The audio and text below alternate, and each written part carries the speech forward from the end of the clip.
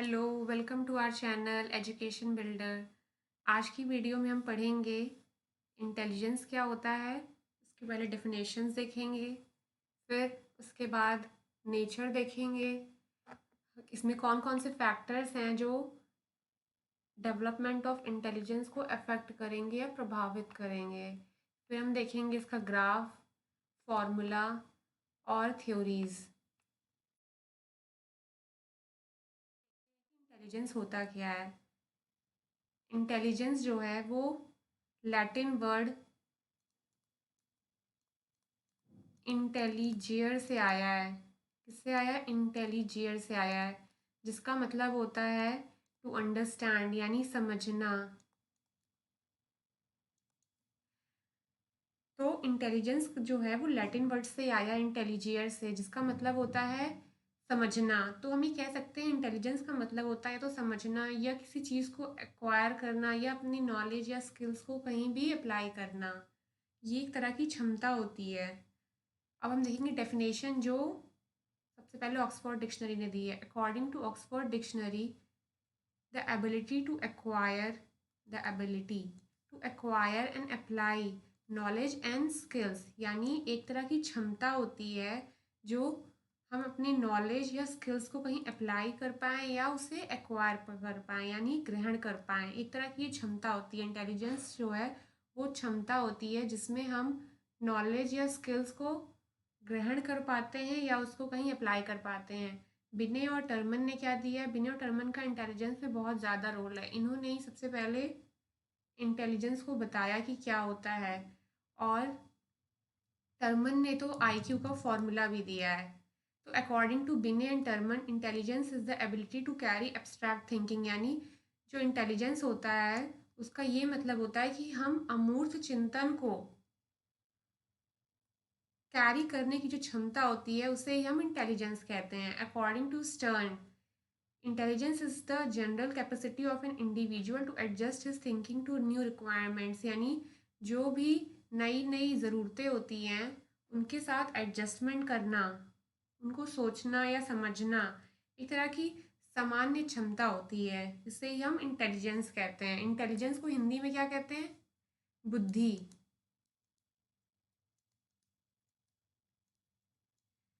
तो बुद्धि एक तरह की क्षमता होती है जिससे हम नॉलेज या स्किल्स को एक्वायर कर सकते हैं या अप्लाई कर सकते हैं। हम देखेंगे नेचर क्या होता है इंटेलिजेंस का। इंटेलिजेंस जो होता है वो हेरिडिटी और इन्वायरमेंट दोनों का प्रोडक्ट होता है। हेरिडिटी और इन्वायरमेंट दोनों का प्रोडक्ट होता है, क्योंकि कुछ फैक्टर्स हमें हेरिडिटी से मिलते हैं और कुछ इन्वायरमेंट में रह के हमें मिलते हैं। जैसे कि मान लो 68% जो है वो हमें हेरिडिटी से मिल रहा है, तो 32% हमें इन्वायरमेंट से मिल रहा है। यही बताया है न्यूमैन ने भी कि 68% जो है हमें इंटेलिजेंस हमें हेरिडिटी से मिलती है और 32% हमें इन्वायरमेंट से मिलती है। जेंडर, जेंडर का क्या रोल है इंटेलिजेंस में? जेंडर का कोई ज़्यादा रोल नहीं है, क्योंकि जेंडर मतलब मेल या फीमेल के हिसाब से अलग अलग इंटेलिजेंस नहीं होती, दोनों की इंटेलिजेंस सामान्य हो सकती है। कैपेसिटी ऑफ ह्यूमन बींग्स, ये लोगों की क्षमता पे डिपेंड करता है कि उसकी इंटेलिजेंस कैसी होगी। या तो वो उसको पहले से अंदर उसकी इंटेलिजेंस होती है, यानी जेनेटिकली उसको मिलती है, या तो उसको एक्वायर करता है। It's a combination of abilities, मतलब बहुत सारी क्षमताओं का ही मिश्रण होता है बुद्धि। जैसे कि थिंकिंग, रीजनिंग, प्लानिंग, यानी किसी चीज़ को सोचना, समझना, तर्क शक्ति, या किसी चीज़ को प्लान करना, उसे ही उन्हीं सारी एबिलिटीज़ की कॉम्बिनेशन को हम इंटेलिजेंस कहते हैं। एबिलिटी फॉर एब्स्ट्रैक्ट थिंकिंग, यही बताया है इसने, ये बताया है हमारा बिने ने और टर्मन ने कि यानी एब्स्ट्रैक्ट थिंकिंग यानी अमूर्त चिंतन, अमूर्त चिंतन करने की जो क्षमता होती है उसे ये इंटेलिजेंस कहते हैं। अमूर्त चिंतन क्या होता है? जो चीज़ हम बिना देखे उसके बारे में सोच रहे हैं, समझ रहे हैं, उसे ही अब्स्ट्रैक्ट यानी अमूर्त चिंतन कहते हैं। डिफरेंसेस इन इंटेलिजेंस यानी सबका अलग अलग इंटेलिजेंस होती है, ये नहीं कि सबकी समान इंटेलिजेंस होती, क्योंकि इंडिविजुअल डिफरेंसेस की वजह से किसी की जेनेटिकली अलग अलग हो सकती है, या इन्वायरमेंट बहुत ज़्यादा रोल प्ले करता है। क्योंकि अगर हमें अच्छा इन्वायरमेंट मिल रहा है, अच्छा एटमॉस्फेयर मिल रहा है, तो हमारे इंटेलिजेंस पे बहुत ज़्यादा उसका इफेक्ट पड़ेगा। Ability ability to adept and to adjust यानी इंटेलिजेंस के थ्रू ही हम कहीं भी अडेप्ट कर पाते हैं या तो उसके साथ एडजस्ट कर पाते हैं। फैक्टर्स कौन कौन से प्रभावित करते हैं इंटेलिजेंस को? सबसे पहला हेरिडिटी और दूसरा environment. Heredity genetic inheritance of his her parents, मतलब हेरिडिटी जो होता है वो जेनेटिकली हमें जो भी चीज़ें मिलती हैं अपने पेरेंट्स से वो उसको हेरिडिटी ही कहते हैं।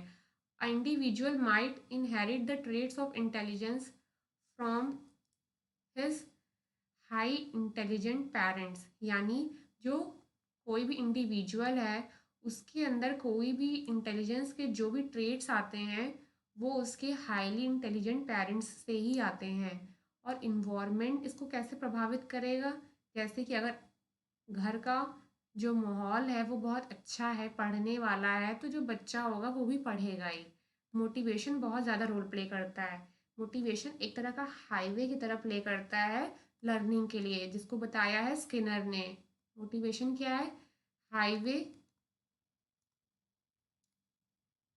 फॉर लर्निंग, यानी मोटिवेशन के थ्रू जो लर्निंग होती है वो बहुत स्मूथली हो जाती है। हाईवे का मतलब क्या होता है? मतलब कोई भी चीज़ बहुत स्मूथली उसमें चलती है, तो मोटिवेशन भी बहुत ज़्यादा इम्पॉर्टेंट रोल प्ले करता है।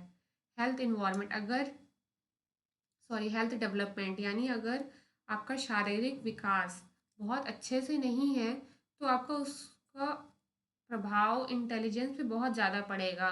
जैसे आप बीमार हैं तो आप अच्छे से पढ़ नहीं पाएंगे, समझ नहीं पाएंगे, थिंकिंग नहीं अच्छी कर पाएंगे। तो इन्वायरमेंट में घर का माहौल, मोटिवेशन, हेल्थ डेवलपमेंट बहुत ज़्यादा प्रभावित करती है बुद्धि के विकास में। अब जैसे ये ग्राफ है तो ये बता रहा है कि ये 55-70 ये दिया हुआ है आईक्यू। तो जो 85 से 115 तक है ये होते हैं नॉर्मल पीपल, जिसमें सबसे ज़्यादा लोग होते हैं, इसमें सबसे ज़्यादा पॉपुलेशन होती है। यानी 68% of people fall in this range with in 15 points of 100। यानी 90 यानी 85 से 115 के बीच में जो लोग होते हैं वो नॉर्मल पीपल होते हैं। और इसके बाद ये ब्राइट, जो पढ़ने में बहुत अच्छे होते हैं।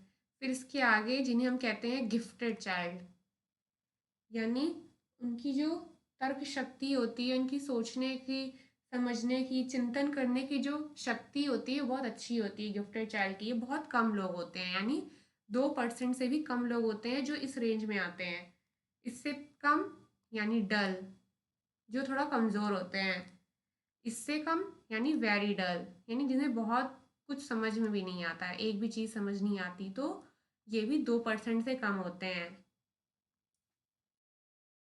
हम देखेंगे आईक्यू का फॉर्मूला। आईक्यू का फॉर्मूला क्या है? Mental age upon physical age, इसी हम कह सकते हैं क्रोनोलॉजिकल एज, यानी जो हमारी रियल एज होती है। और मेंटल एज यानी हम कितना सोच पा रहे हैं, समझ पा रहे हैं उस एज के हिसाब से, तो उसे हम कहेंगे मेंटल एज। तो आईक्यू का फॉर्मूला क्या है? Mental age upon chronological age into 100। Mental as का जो फॉर्मूला है वो दिया है अल्फ्रेड अल्फ्रेड बिने ने।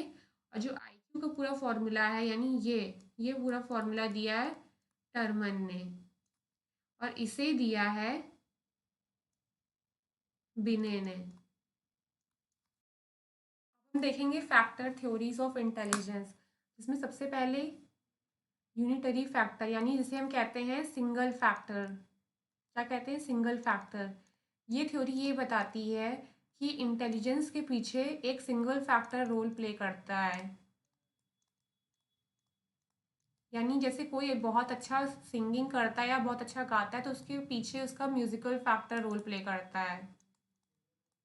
तो इसका ये मतलब नहीं है कि अगर वो म्यूज़िक में अच्छा है तो वो बाकी चीज़ों में भी बहुत अच्छा होगा, वो सिर्फ म्यूज़िक में ही अच्छा रहेगा।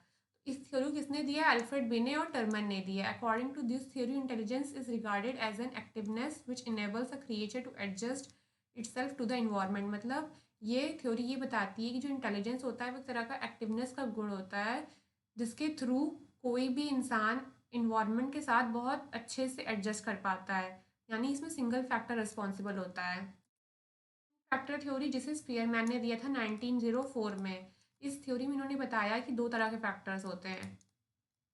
दो फैक्टर्स होते हैं, एक होता है जनरल फैक्टर, एक होता है स्पेसिफिक। जनरल फैक्टर तब रोल प्ले करता है जब हम बहुत कोई सामान्य चीज़ कर रहे हैं, और स्पेसिफिक यानी जैसे हमारे अंदर सिंगिंग है का गुण है, जैसे हम बहुत अच्छा खेल रहे हैं, बहुत अच्छा लिख रहे हैं, तो ये सब स्पेसिफिक फैक्टर के अंदर आ जाएगा। तो इन्होंने बताया जो इंटेलिजेंस होता है वो जनरल स्पेसिफिक फैक्टर्स का ही समेशन होता है। फैक्टर थ्योरी इसके थ्रू हम समझेंगे, जैसे कि इसमें ये एक जनरल फैक्टर है यानी जी है, और ये सब स्पेसिफिक फैक्टर है जैसे स्पेशल यानी स्पेस का नॉलेज लेना, मैकेनिकल, वर्बल, न्यूमेरिकल, ये सब स्पेसिफिक फैक्टर्स हैं जो वर्क करते हैं। जनरल फैक्टर एक है जो सब में सेम होगा, पर स्पेसिफिक फैक्टर्स जो हैं वो सब में अलग अलग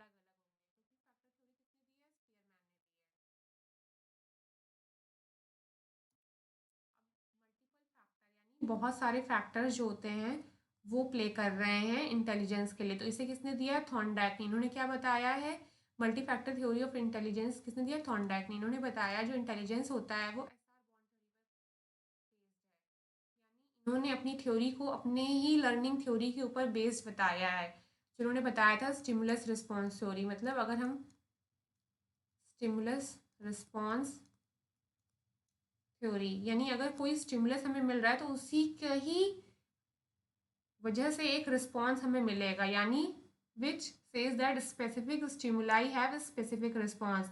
इन्होंने अपनी थ्योरी में बताया ही था कि जो बिल्ली है वो जो रिस्पॉन्स दिखा रही है वो सिर्फ स्टिमुलस की वजह से जो उसके बाहर रखा हुआ था ब्लॉक के बाहर, तो वो जो रिस्पॉन्स आ रहा था वो स्टिमुलस की वजह से ही आ रहा था। इन्होंने अपनी थ्योरी भी इसी पे ही बेस बताई है। Thorndike distinguish the following four attributes of intelligence. इन्होंने बताया है जो इंटेलिजेंस है उसके चार एट्रीब्यूट्स होते हैं, जिसमें सबसे पहला लेवल ऑफ इंटेलिजेंस, यानी कि जो इंटेलिजेंस है वो हम कैसे नापेंगे, या जो इंटेलिजेंस है वो कैसे देखा जाता है। तो उन्होंने बताया कि इंटेलिजेंस को नापने के लिए लेवल ऑफ इंटेलिजेंस जो ये बताता है कि किसी टास्क को करने में कितनी डिफ़िकल्टी हो रही है किसी भी इंडिविजुअल को, वो इससे पता चलता है। रेंज ऑफ इंटेलिजेंस जो ये बताता है कि हम कोई भी काम को कितना कर पा रहे हैं, यानी किसी भी अलॉटेड टाइम में किसी भी अलॉटेड टाइम में हम किसी काम को कितना कर पा रहे हैं, किसी काम को कितना कर रहे हैं, वो ये बताता है range of intelligence. Area of intelligence यानी कितने टाइम में हम कितने क्वेश्चंस कर रहे हैं, यानी एक तरह का एरिया बताता है। स्पीड ऑफ इंटेलिजेंस हमारी मतलब एक्यूरेसी कितनी अच्छी है और कितने क्वेश्चंस हम कर रहे हैं, नंबर ऑफ क्वेश्चंस।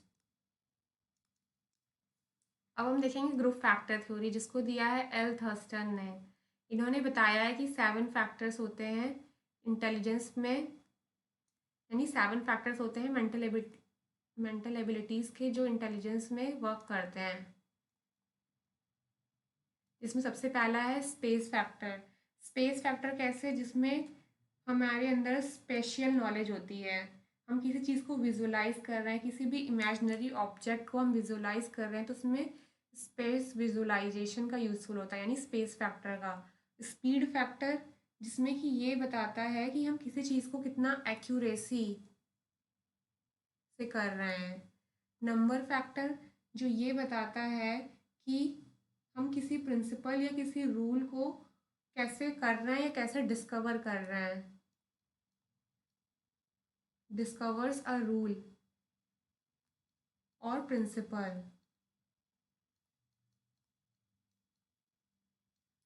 फोर्थ क्या है, वर्बल फैक्टर, जो ये बताता है कि हम वर्ड्स का कितने अच्छे से रिलेशनशिप बना रहे हैं, रिलेशनशिप ऑफ वर्ड्स।